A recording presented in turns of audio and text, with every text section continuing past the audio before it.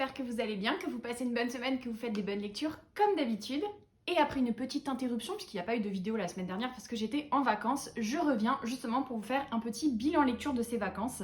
Vous l'avez vu dans le titre, je pense que vous êtes en train de vous dire « Mais qu'est-ce qu'elle nous a fait encore celle-ci ?» Et oui, vous avez bien lu, vous ne vous trompez pas, j'ai bel et bien lu 8 livres en une semaine de vacances.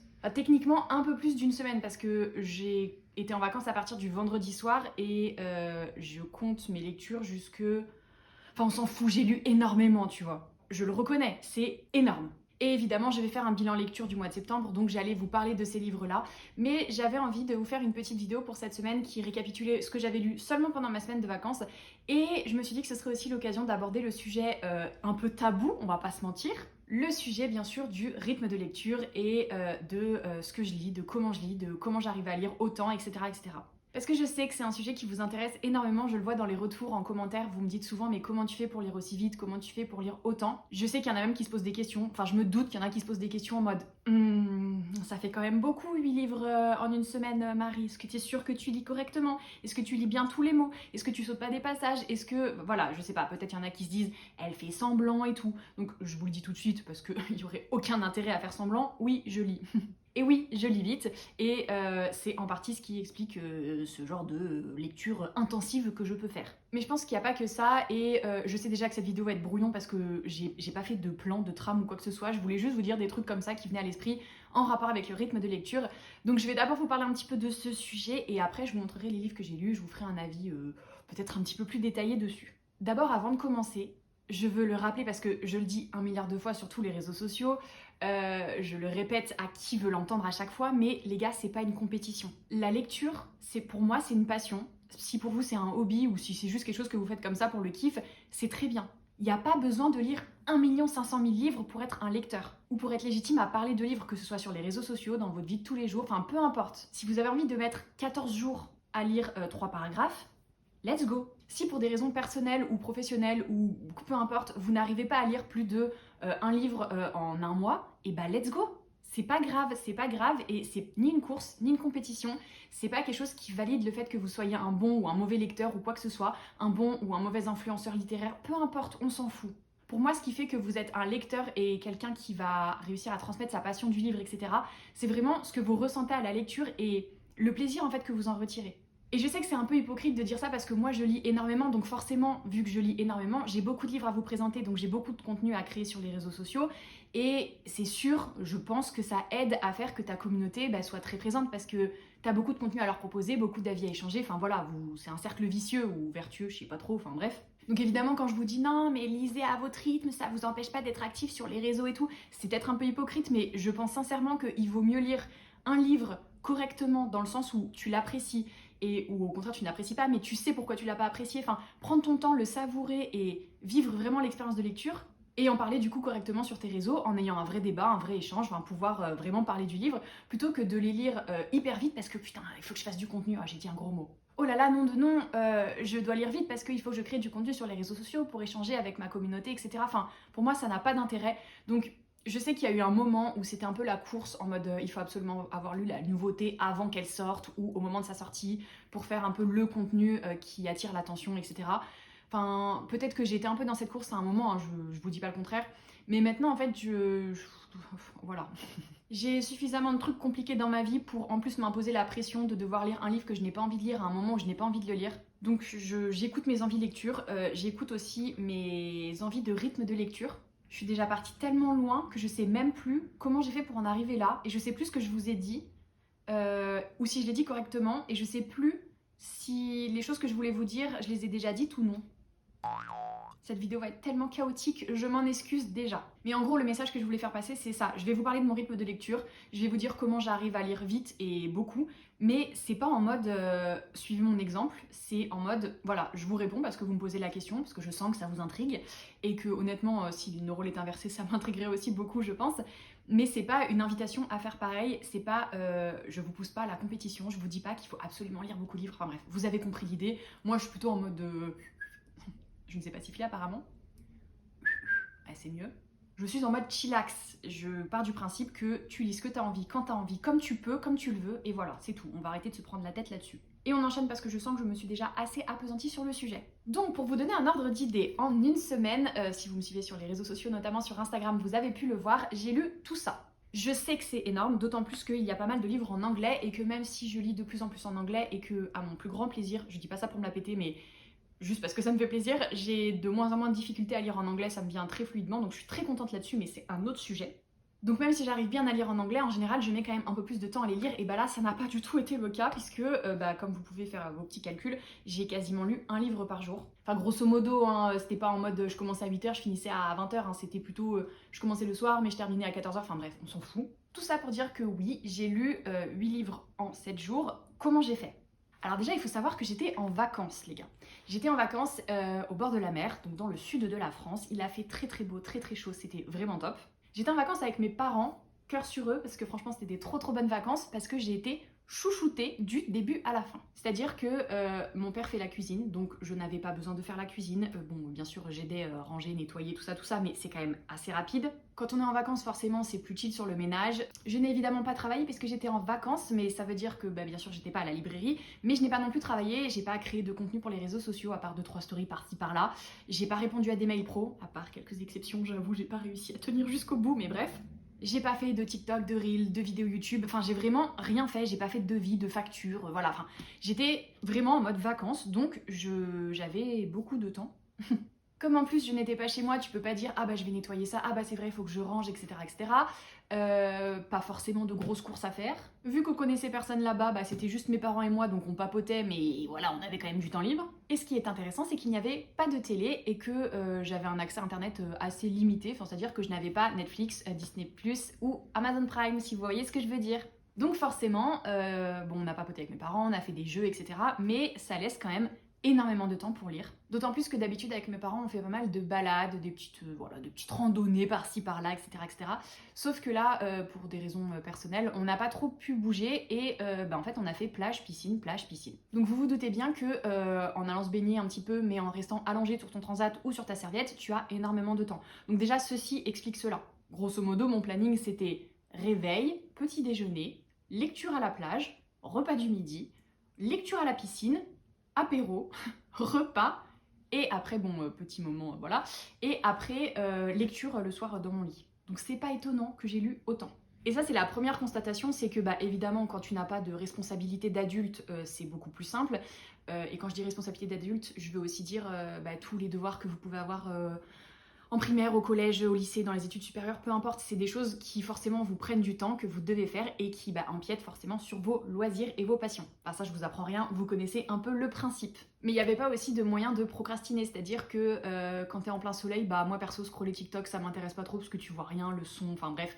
Du coup j'étais pas trop sur mon téléphone.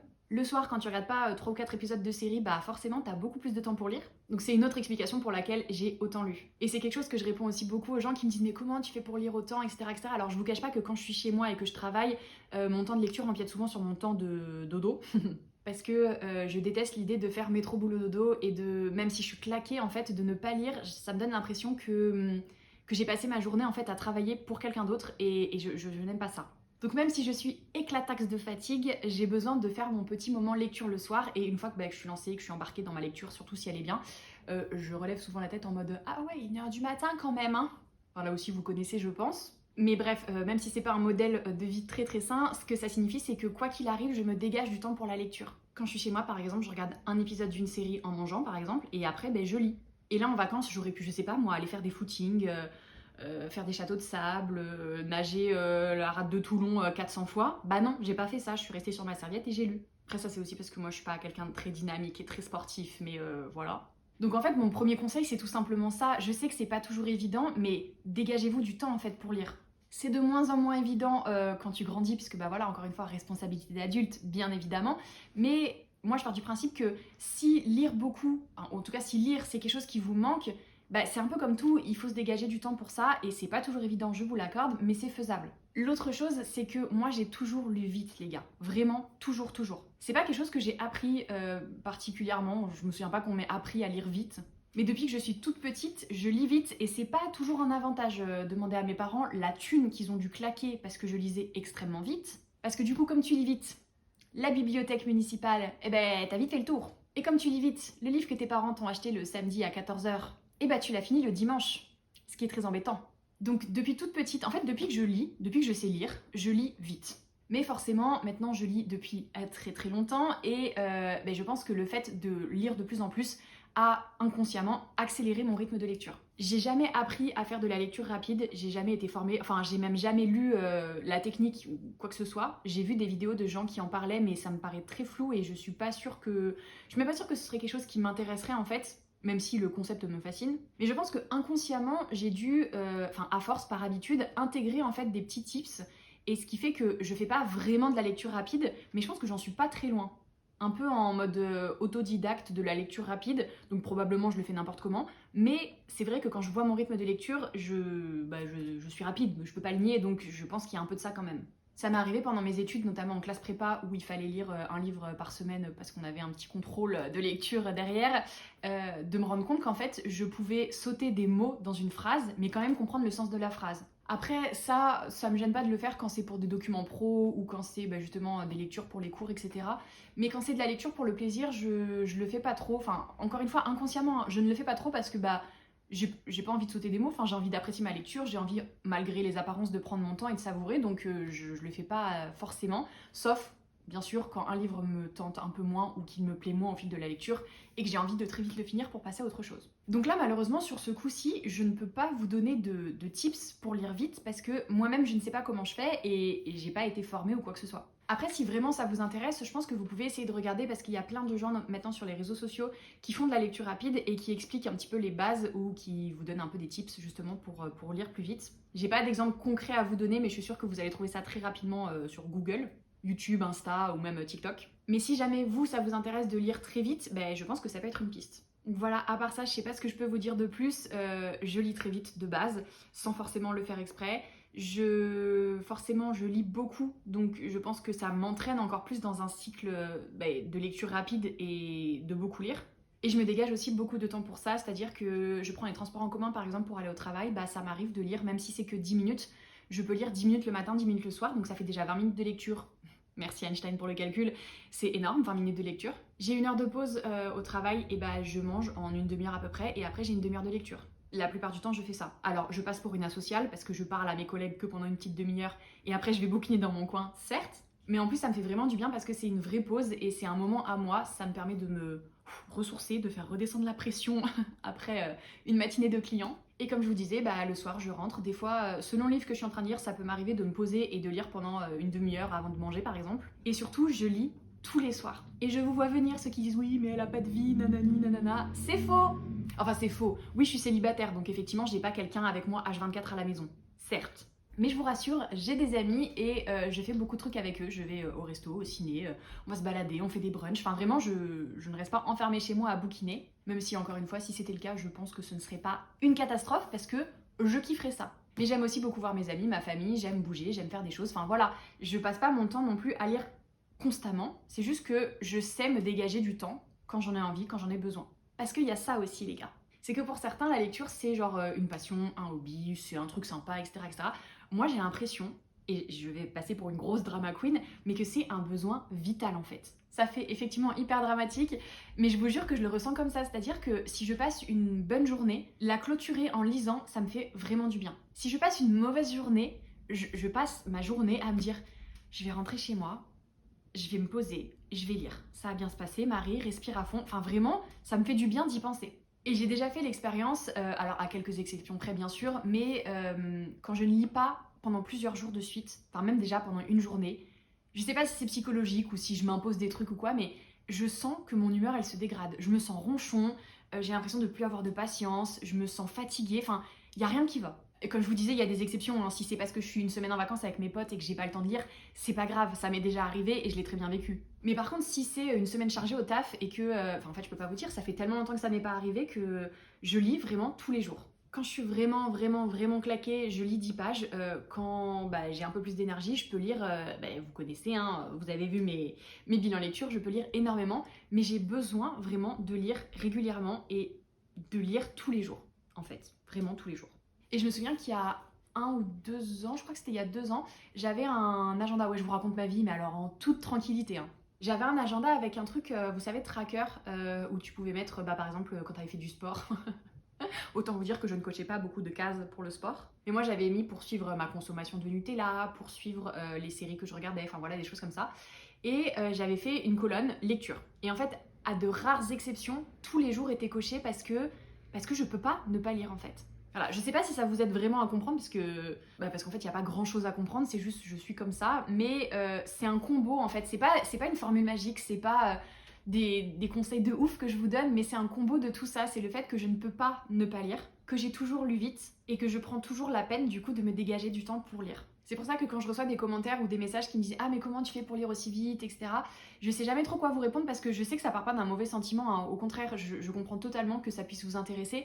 C'est juste que j'ai pas forcément de réponse à vous donner, j'ai pas de conseils miraculeux à vous partager. Et surtout en fait, moi ce qui m'embête un peu dans ces commentaires, et encore une fois je dis m'embête mais on se comprend, hein, ça me gêne pas du tout, c'est juste que j'aimerais être sûre que vous lisez beaucoup pour vous, enfin vous avez envie de lire beaucoup pour vous. Parce que c'est un peu comme tout en fait, si tu te forces ou si tu as l'impression de devoir lire plus pour, encore une fois, les réseaux ou pour être un lecteur valable ou je ne sais quoi, je suis pas sûre que ce soit la bonne solution parce que tu vas le ressentir en fait, tu vas t'imposer ça et tu prendras pas de plaisir et c'est normal que t'aies pas envie de te dégager du temps ou que tu lises lentement ou quoi que ce soit. Enfin, j'ai l'impression que je tourne un petit peu en rond dans mes arguments, mais tout ça pour dire que je vais vous le faire en pêle-mêle, ça va partir dans tous les sens, ça va être horrible. C'est ok si vous lisez un livre tous les 6 ans.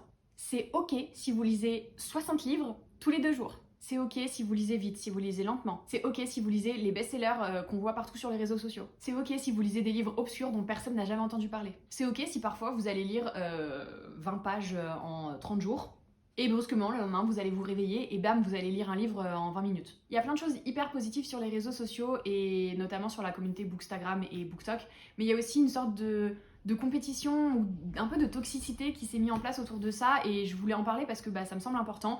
Lisez pour vous, lisez comme vous pouvez, lisez comme vous voulez. Encore une fois, je comprends à 100% que ça puisse être frustrant de voir les gens enchaîner les lectures quand vous avez du mal à vous trouver du temps pour lire. Mais essayez de relativiser aussi et de vous dire que, oui, peut-être que cette personne lit plus que vous, mais peut-être qu'elle a pas fait ça à côté, ou que, je sais pas, elle a des choses dans sa vie qui font qu'elle a besoin de lire, ou que c'est un moment où elle peut se le permettre. Enfin, vous voyez, essayez quand même de remettre les choses un peu en perspective et de ne pas le prendre personnellement en vous disant que, vous faites ce que vous pouvez. En fait, comme dans la vie de manière générale, les gars, on fait toujours ce qu'on peut, du mieux qu'on peut. Parfois, pas forcément du mieux qu'on peut parce qu'on est au bout du rouleau, mais c'est ok aussi. En fait, l'important, c'est de continuer à avancer. Mais là, c'est parti quand même très philosophique cette vidéo, non ? On s'éloigne du sujet. Je vais donc rester là-dessus en vous disant, faites comme vous pouvez et continuez à avancer. Voilà, c'était hyper brouillon cette petite parenthèse sur la lecture, le rythme de lecture, etc. etc. Je suis désolée si c'est brouillon. N'hésitez pas à me dire si ça vous paraît, c'est clair. Ce que vous pensez de tout ça, parce que je pense que c'est un débat qui est assez intéressant. N'hésitez pas à me dire si j'étais tellement brouillon qu'il y a des choses que vous n'avez pas compris, auquel cas j'essaierai de vous réexpliquer ça un petit peu mieux dans les commentaires. Si j'ai été maladroite à certains moments, ou si je vous ai paru un petit peu brutale, ou prompte au jugement, ou quoi que ce soit, n'hésitez pas à me le dire, c'est vraiment pas volontaire, donc je m'en excuse d'avance, mais n'hésitez pas à me le dire, et on peut bien évidemment échanger là-dessus dans les commentaires. Et sur ce, je pense que je vais vous faire du coup un petit bilan assez rapide de mes lectures de cette semaine. J'ai commencé en lisant le tant attendu The Long Game de Helena Armas. C'est l'autrice de The Spanish Love Deception et The American Roommate Experiment. Il vient de sortir, je me le suis bien sûr procuré de toute vitesse. Non, ça veut rien dire. À toute vitesse ? Enfin bref, je l'ai acheté très vite. Il est sorti que en anglais pour le moment et c'est l'histoire de Adaline qui est la fille d'un gérant d'une équipe de... Damn, j'ai déjà oublié, c'est quoi comme sport ? Oui, c'est du football, pas le football américain, le football comme chez nous quoi.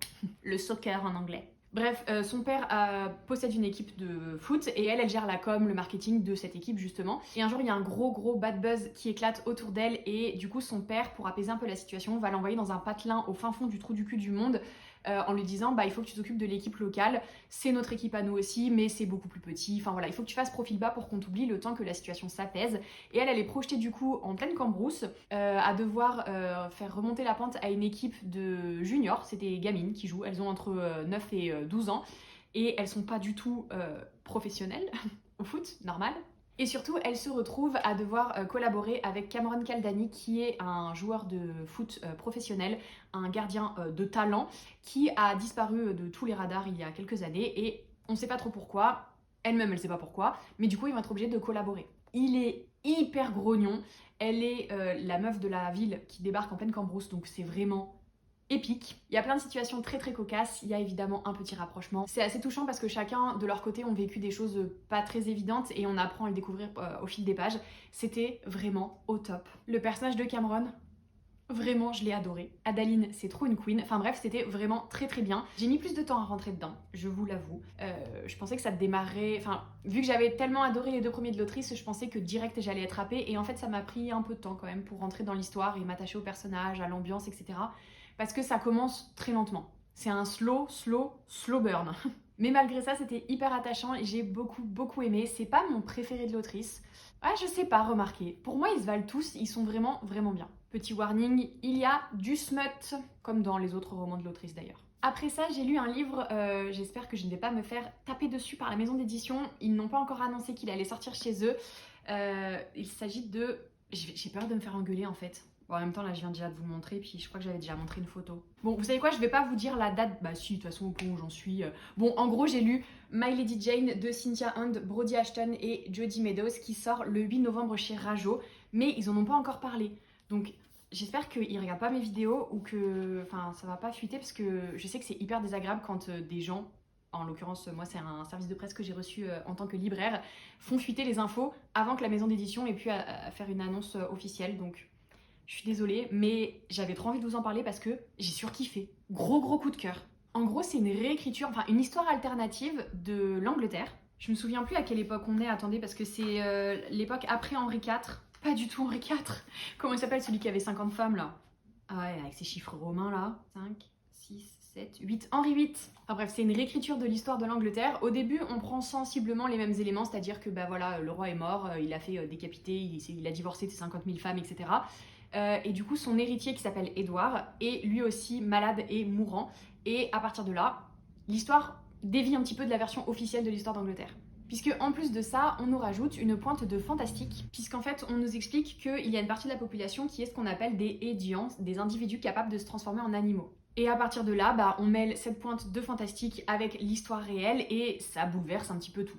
Au milieu de ça, on suit donc Édouard, qui est le roi d'Angleterre, qui est très jeune à cette époque et qui est malade. Et on lui dit, bah monsieur, vous allez clamser. Donc il serait temps de trouver un petit héritier. Sauf que lui, bah il s'est pas marié encore, parce que je crois qu'il a genre 18 ans ou un truc comme ça. Il est pas marié et il a pas d'héritier, donc il décide de marier sa cousine préférée, qui s'appelle Jane. Il décide de la marier à un très bon parti de l'aristocratie, en se disant, bah voilà, d'ici à ce que je clame, ils auront fait un gosse et je le nommerai héritier.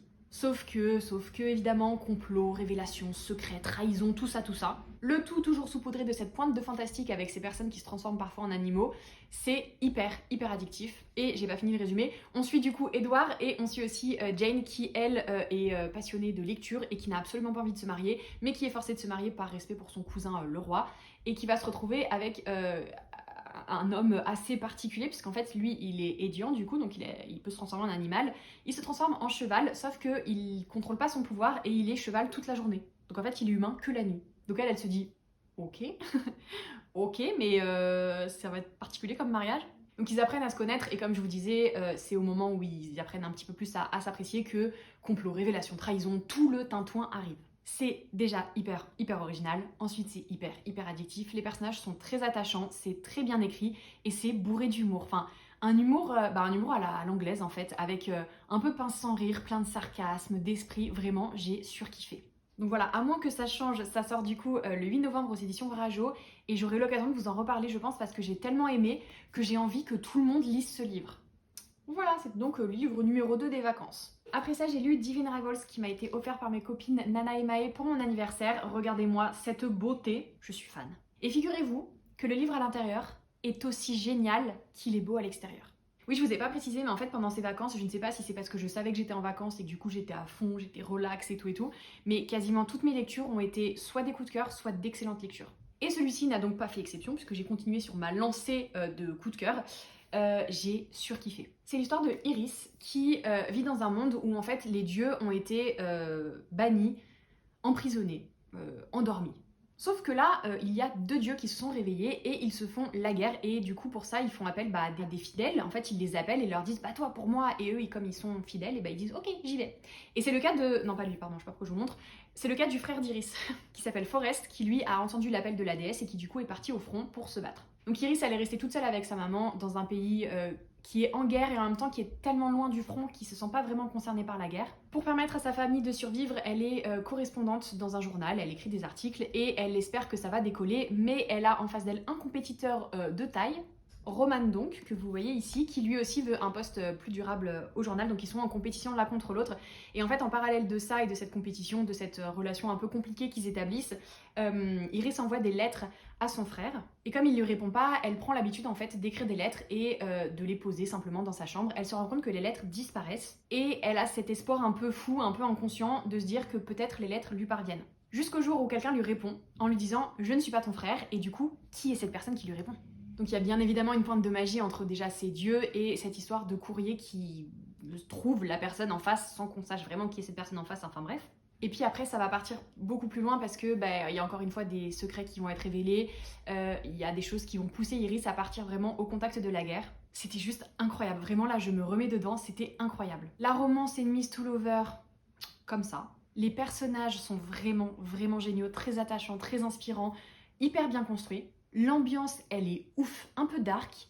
Très dark même parfois, mais du coup bien pesante, bien immersive. Et alors les gars, quand moi je suis arrivée à peu près là, tu vois, j'en étais là à peu près. Et je me dis, ah, tout le monde est heureux, tout le monde est bien.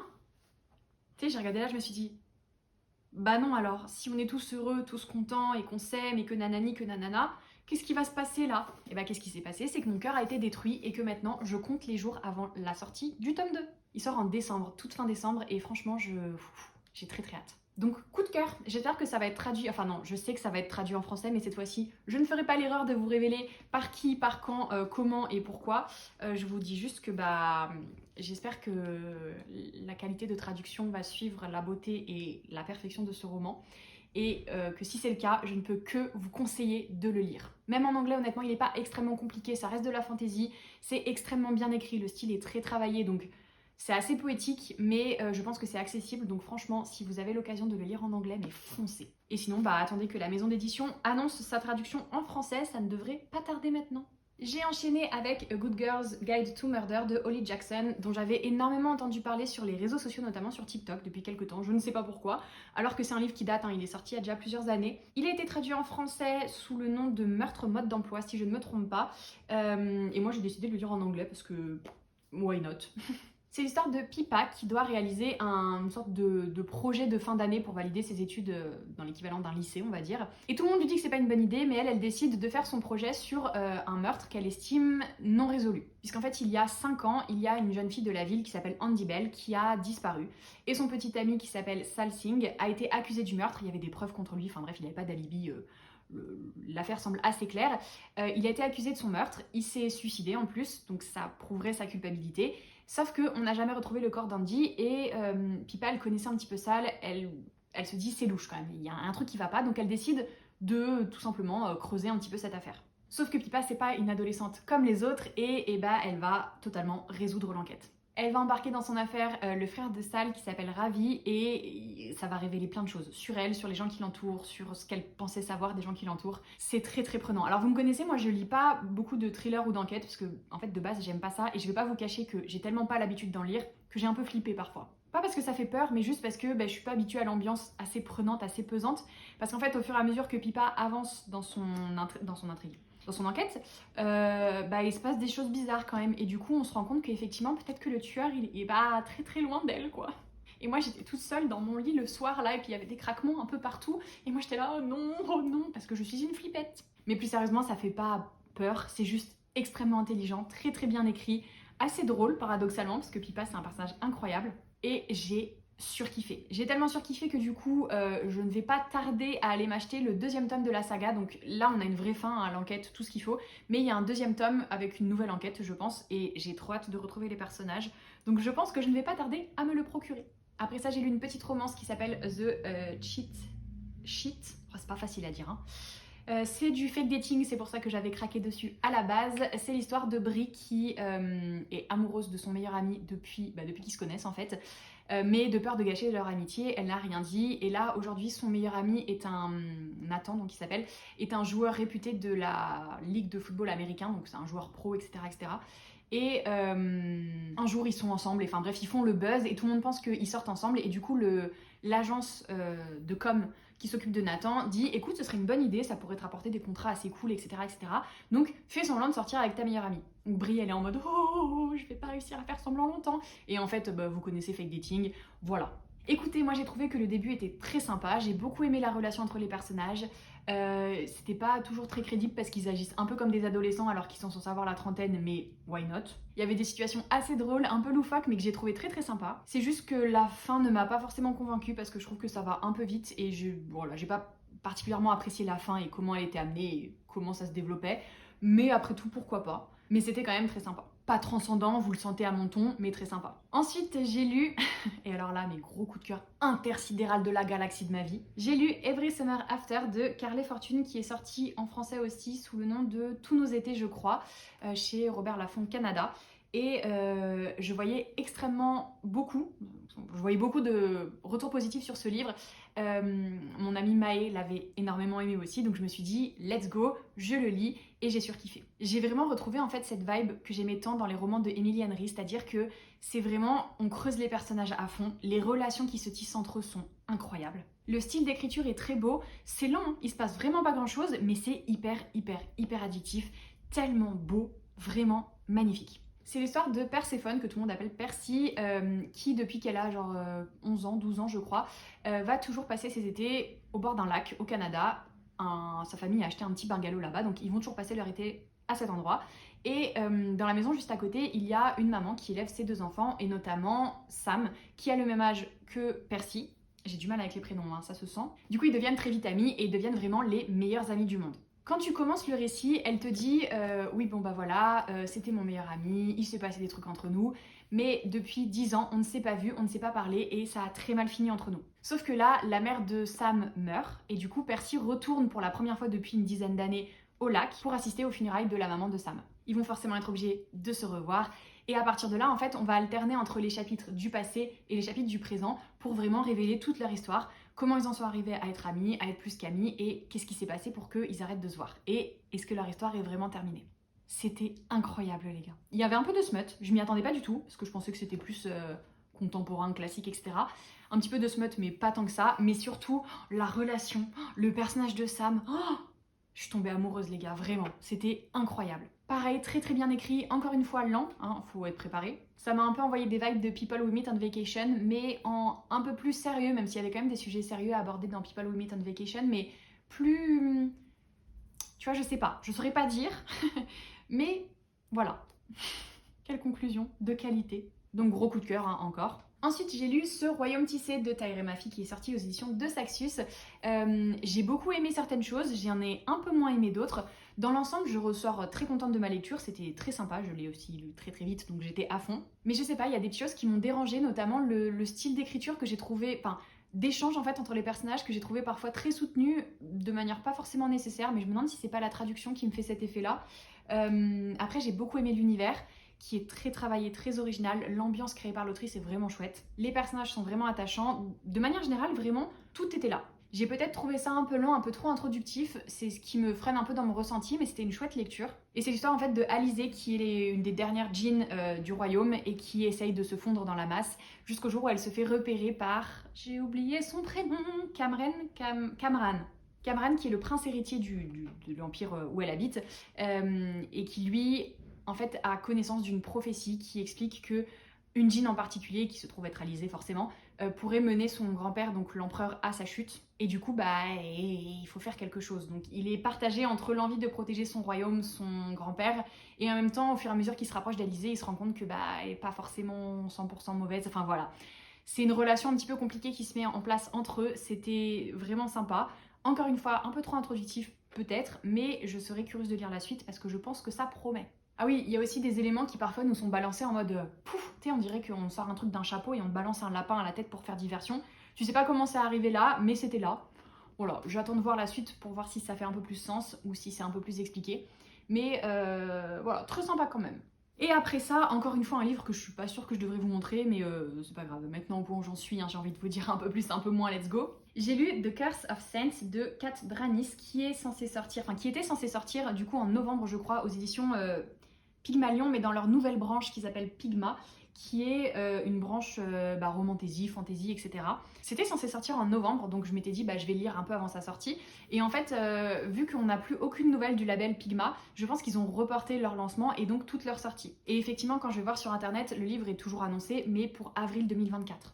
Donc je suis désolée, je vous en parle très en avance, mais vu comme j'ai kiffé, il y a moyen que je vous en reparle de toute manière, vous inquiétez pas, vous allez pas oublier. Parce que c'était quand même très très chouette. Là aussi, il y a des trucs, avec le recul et objectivement, je me dis, c'était pas ouf sur certains points. Mais en fait, au moment où je lisais, j'étais tellement happée, tellement accro que les trucs un peu plus négatifs passaient très vite à la trappe, tu vois. Par contre, je trouve que le résumé n'est pas forcément très très parlant, parce qu'en fait, ça nous dit qu'en tant qu'espionne de la reine, Aya a prêté serment pour protéger ceux qui se battent à ses côtés, y compris son rival, Will, l'exécuteur de la souveraine.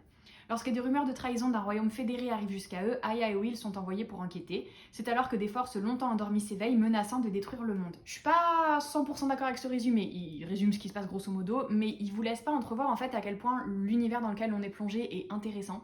Même si à mes yeux, il y a certaines choses qu'on nous balance encore une fois qui n'ont pas forcément été exploitées ou expliquées comme il le faudrait, mais on verra par la suite. Mais grosso modo, on est dans un monde où, au début, certaines personnes avaient reçu des graines de pouvoir divin, d'essence divine. Et du coup, elles avaient le pouvoir des dieux, c'est-à-dire qu'elles pouvaient maîtriser les éléments, persuader quelqu'un, lire dans ses pensées, enfin un peu tout, tu vois. Sauf que certains ont commencé à se dire, écoute, pourquoi on serait juste la graine divine au lieu de carrément être des dieux? Donc ils ont essayé d'en avoir toujours plus, etc., etc. Il y a une sainte qui est arrivée, qui a réglé le problème, et les dieux ont fait en sorte qu'un être humain ne puisse avoir qu'une graine divine. C'est-à-dire qu'au lieu de maîtriser tous les pouvoirs divins, il maîtrise juste une partie. Maintenant, tu peux plus maîtriser le feu, l'air, soigner, infliger de la douleur ou quoi que ce soit. Non, tu as forcément un pouvoir. Donc soit tu maîtrises le feu, soit tu maîtrises la glace par exemple. Soit tu peux persuader quelqu'un avec ton don, soit tu peux lui infliger de la douleur. Mais c'est tout. Ça, c'est le postulat de base pour comprendre l'univers. Et à partir de ça, eh bien, vous doutez que les personnes qu'on évoque dans le résumé, donc Aya et Will notamment, eux, ce sont des personnes justement qui ont été touchées par le divin. Ils ont un nom précis, mais je me souviens plus, des Visris, des Visra, des... je me souviens plus.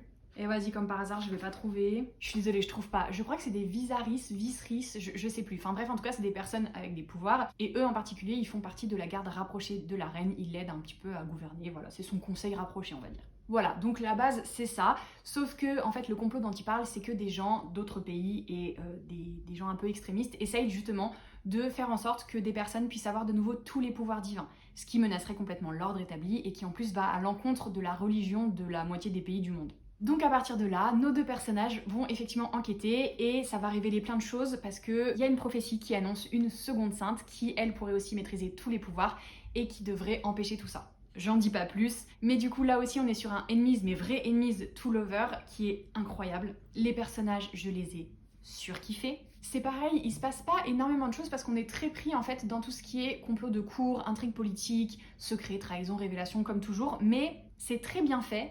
Du coup, j'ai pas ressenti vraiment cette lenteur. Après, encore une fois, je l'ai lu en une journée, donc peut-être que si on fait traîner la lecture, entre guillemets, on ressentira plus ce côté un peu lent, mais moi j'ai trouvé ça extrêmement bien fait. Comme je vous disais tout à l'heure, encore une fois, j'ai l'impression que c'est un thème un peu récurrent, mais on nous balance des trucs, enfin par exemple, la garde rapprochée s'appelle la Dynamira, un truc comme ça. On sait pas pourquoi, genre le nom il est sorti de nulle part, on nous l'explique pas, on nous dit pas s'il y a un lien ou quoi que ce soit, bon, admettons pourquoi pas. Mais vous voyez, il y a plein de petits éléments comme ça qui m'ont fait dire que certaines choses ont peut-être pas été approfondies comme elles l'auraient dû ou amenées, expliquées comme elles l'auraient dû. A l'inverse, d'autres choses sont expliquées, j'ai l'impression, 14 000 fois, notamment cette histoire avec les dieux et les pouvoirs. Voilà, au bout d'un moment, j'avais envie de dire non mais c'est bon, j'ai compris les gars. Mais bon, à part ça, j'ai surkiffé. Vraiment, j'ai trouvé ça très bien écrit. Les personnages attachants, il y a des réparties et des punchlines entre eux, mais incroyables. Je suis encore une fois tombée amoureuse d'un personnage fictif, donc Will, épouse-moi s'il te plaît. Après, Aya, elle veut m'épouser, je dis pas non non plus. Tout ça pour dire que j'ai aussi kiffé et que c'était aussi un coup de cœur. Voilà, c'est donc mes lectures de cette semaine de vacances et j'espère que je vous ai donné envie d'en découvrir certaines parce que comme vous avez pu le constater, j'ai fait d'excellentes lectures. Beaucoup de coups de cœur, ça me fait hyper plaisir parce que ça vient compléter une très bonne semaine de vacances où tu fais vraiment que ce que tu veux, que ce que tu as envie, t'es zen, t'es relax et tout. Et en plus tu fais des bonnes lectures, donc franchement, que demander de plus? J'espère en tout cas que la vidéo vous a plu, j'espère que mon petit blabla du début ne vous a pas saoulé ou déstabilisé ou énervé ou quoi que ce soit. Encore une fois, n'hésitez pas à rebondir dessus dans les commentaires. N'hésitez pas à lâcher un petit commentaire pour me dire si un des livres vous tente aussi ou si vous en avez lu un ou voilà ce que vous en pensez. Si vous êtes trop timide pour commenter, je vous invite à mettre un petit emoji avec une montre ou un chronomètre pour dire genre où est-ce que tu as trouvé le temps de lire tout ça. Comme d'habitude, si la vidéo vous a plu, n'hésitez pas du coup à mettre un petit commentaire, mais aussi à liker, à vous abonner et à activer les notifications, ça me fait toujours très plaisir quand vous le faites. Et je vous retrouve du coup la semaine prochaine, probablement pour mon bilan lecture, où je passerai très rapidement sur cela, parce que bah voilà, je viens de vous en parler en long, en large et en travers, donc j'irai très vite. Mais rassurez-vous, avant d'être en vacances, j'avais aussi beaucoup lu, donc j'aurai d'autres choses à vous partager dans mon bilan lecture, et je vous dis du coup rendez-vous à la semaine prochaine pour une prochaine vidéo. Bye!